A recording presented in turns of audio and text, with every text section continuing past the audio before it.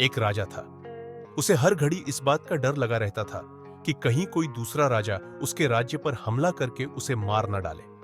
वह सुरक्षा का उपाय सोचता, लेकिन उसकी समझ में कुछ भी ना आता। आखिर एक दिन अचानक उसे एक रास्ता सूझा। उसने सोचा कि एक ऐसा महल बनवाया जाए जो चारों ओर से बंद हो। न उसमें रोशनदान हो, न जंगले, न उसमें दरवाजे हों, न खिड़कियां, बस एक दरवाजा हो। ऐसे महल पर किसी का भी हमला कारगर नहीं होगा। इस विचार के आते ही राजा ने काम शुरू करा दिया और कुछ ही महीनों में वह मनचाहा महल बनकर तैयार हो गया। जिसने भी उस महल को देखा चकित रह गया। उसमें दुश्मन तो क्या, एक परिंदा तक नहीं आ सकता था। सबने राजा की बुद्धि की भूरी भूरी प्रशंसा की। राजा को पूरा भरोसा हो गया कि अब उसका कोई कुछ नहीं बिगाड़ सकता। संयोग से एक दिन गौतम बुद्ध उस महल को देखने आए। राजा ने बड़े उल्लास से उन्हें सारा महल दिखाया, लेकिन बुद्ध के चेहरे पर उसे खुशी नहीं दिखाई दी। राजा ने पूछा, कहो, महल कैसा लगा? बुद्ध ने गंभीर होकर कहा, राजन, महल तो अच्छा है, लेकिन आपने एक भूल की है। राजा ने विस्मय से पूछा, क्या? बुद्ध ने कहा, आपने केवल एक दरवाजा रखा है। इस दरवाजे से दुश्मन तो नहीं आ सकता, लेकिन अगर मौत आ गई तब? इस दरवाजे को भी बंद करके आप भीतर बैठ गए होते तो शायद पूरी तरह से सुरक्षा हो जाती।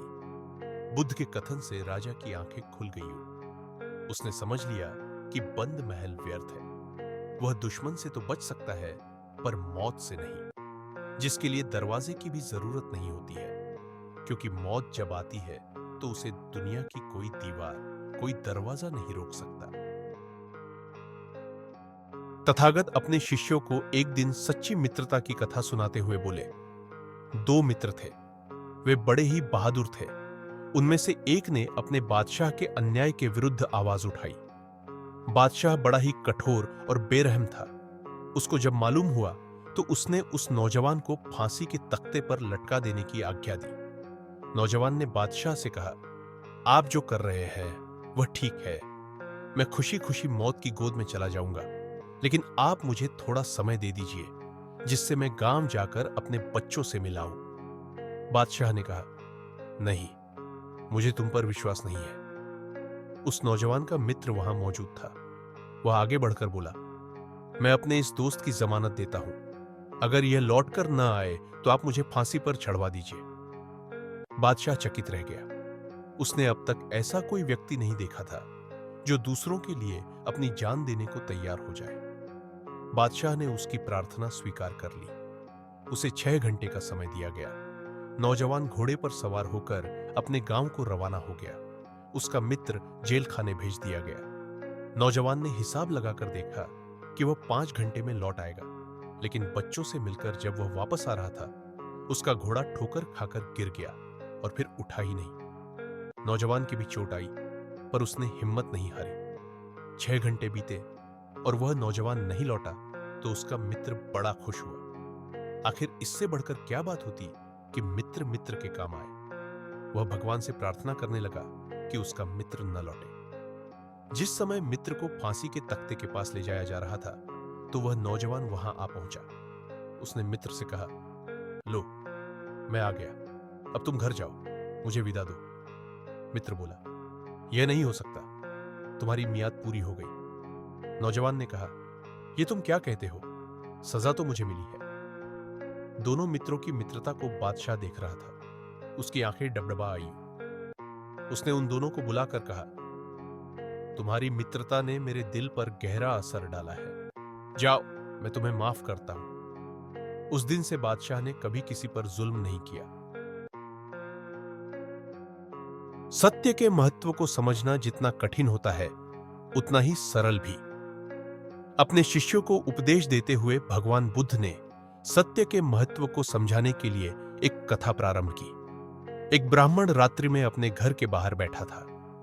तभी एक स्त्री सामने से गुजरी और ब्राह्मण ने उसे रोककर कहा, आप कौन हैं देवी? इस घोर रात्रि में कहां जा रही है? स्त्री बोली, मैं लक्ष्मी हूं, इस नगरी को छोड़कर जा रही हूं। ठीक है, जाओ, ब्राह्मण बोला। कुछ देर बाद एक अन्य स्त्री के निकलने पर ब्राह्मण ने उससे वही प्रश्न किया, जिसके बाद उत्तर में वह बोली, मैं कीर्ति हूं और यहां से जा रही हूं। ब्राह्मण ने कहा, शौक से जाओ। इसके बाद उसने एक पुरुष को आते देखा तो उठकर उससे मार्ग में वही बात पूछी। पुरुष बोला, मैं सत्य हूं और इस नगर को छोड़कर जा रहा हूं। यह सुनकर ब्राह्मण चिंतित हो उठा, लपक कर सत्य के चरणों में गिर पड़ा और गिड़गिड़ाकर कहने लगा, नहीं भगवान, आप यहां से न जाइए। आपके जाने के बाद तो यहां कुछ भी नहीं बचेगा। मैं आपको यहां से नहीं जाने दूंगा, भले ही मेरे प्राण निकल जाए। परोपकारी ब्राह्मण की अनुनय विनय पर सत्य ने वहां रक्तकने की स्वीकृति दे दी। ब्राह्मण को संतोष हो गया। कुछ ही क्षणों में लक्ष्मी और कीर्ति को वापस आते देखकर वह मुस्कुराया और बोला, आप दोनों तो चली गई थी, अब क्या हुआ? यह सुनकर दोनों बोली, हे ब्राह्मण देव, जहां पर सत्य है वहां से हम नहीं जा सकती, अब हमें यहीं रहना होगा। भगवान बुद्ध पुनः बोले, श्रेष्ठतम जीवन का आधार सत्य है। सत्य के बल पर ईश्वर है। सत्य में ईश्वरीय शक्तियां वास करती हैं। जो व्यक्ति सत्य को धारण करता है वह ईश्वर तुल्य हो जाता है, परंतु सत्य का मार्ग कांटों से भरा है। रात्रि विश्राम के लिए भगवान बुद्ध के शिष्यों ने एक सुनसान स्थान पर डेरा डाला हुआ था। चंद्रमा की चांदनी में हर वस्तु स्पष्ट दिखाई दे रही थी। तभी एक शिष्य ने भगवान बुद्ध से एक कथा सुनाने का आग्रह किया। बुद्ध अपने प्रिय शिष्य की बात टाल न सके। सभी को बैठने का इशारा किया और कथा सुनाते हुए बोले, एक गांव में मेला लगा हुआ था। वहीं पर एक छोटा सा कुआं था जिसमें एक आदमी भूल से गिर गया। वह चिल्लाने लगा, मुझे बचाओ। लेकिन मेले में बड़ा शोरगुल था, कौन सुने उसकी आवाज। लोग अपने काम धंधे में लगे हुए थे। सांझ हुई, लोग जल्दी में थे। इतने में एक समाजसेवी युवक कुएं के पास आकर बैठा। उसे अंदर से आदमी की आवाज सुनाई दी। वो बोला, चुप रह, ये बिना दीवार का कुआं किसने बनाया? उस मेला अधिकारी के खिलाफ कार्रवाई करूंगा। यह कहते हुए वह आगे चल दिया। इतने में एक सन्यासी वहां आकर बैठा। कुएं के अंदर से आदमी चिल्लाया, मुझे निकालो। सन्यासी बोला, भाई, पिछले जन्म में तुमने कुछ कुकर्म किए होंगे जिसका फल भोग रहे हो। अपना अपना फल सभी को भोगना पड़ता है, इसमें कुछ नहीं किया जा सकता।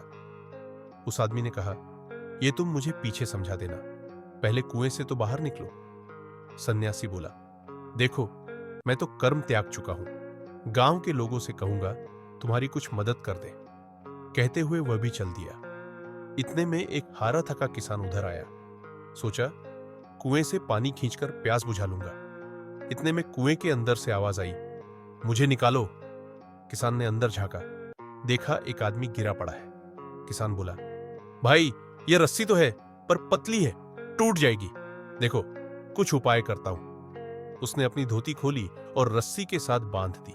उसकी सहायता से वह आदमी बाहर आ गया। उस आदमी ने किसान के पैर पकड़ लिए और कहा, भाई, तू सच्चा धार्मिक है, सच्चा समाज सुधारक है।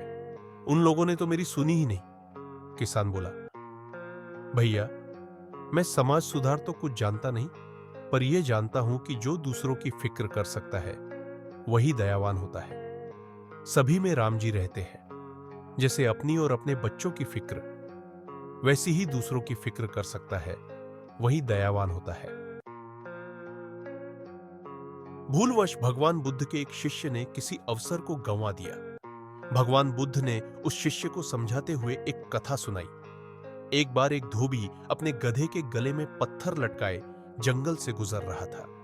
दूसरी ओर से आते हुए एक जौहरी ने देखा कि वह पत्थर दरअसल हीरा था। धोबी को उसकी कोई जानकारी नहीं थी। जौहरी ने धोबी को रोककर पूछा, क्यों भाई, यह पत्थर खरीदना चाहूं तो कितने में बेचोगे? धोबी को पहले कुछ समझ में नहीं आया। उसने सोचा, यह कोई पागल है जो पत्थर खरीद रहा है। उसने मौज में कह दिया, मैं इस पत्थर का 1 रुपया लूंगा। नहीं भाई, 8 आने में देना है तो बोलो। जौहरी 8 आने बचाने की फिराक में बोला, पर धोबी अड़ गया। जौहरी ने यह सोचकर कि थोड़ी देर में मान जाएगा, उसे आगे जाने दिया। थोड़ी दूर जाने पर एक और जौहरी पत्थर की असलियत पहचान कर धोबी से पूछ बैठा, क्यों भाई, ये पत्थर कितने में बेचोगे? धोबी फिर चौंका। इस बार उसने कहा, मैं पत्थर के 2 रुपए लूंगा। जौहरी ने 2 रुपए निकाले और पत्थर लेकर चलता बना। इतने में पहले वाला जौहरी हांफते हुए आया। बोला, भाई लो, अपना पूरा रुपया ले लो, मुझे पत्थर दे दो। धोबी ने बताया कि पत्थर तो 2 रुपए का बिक चुका। जौहरी बहुत बिगड़ा। मूर्ख, वह पत्थर नहीं लाखों का हीरा था।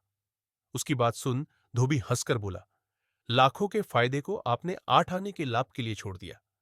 आप लोभी तो हैं ही, मूर्ख भी है, जो ऐसे उचित अवसर को हाथों से जाने दिया।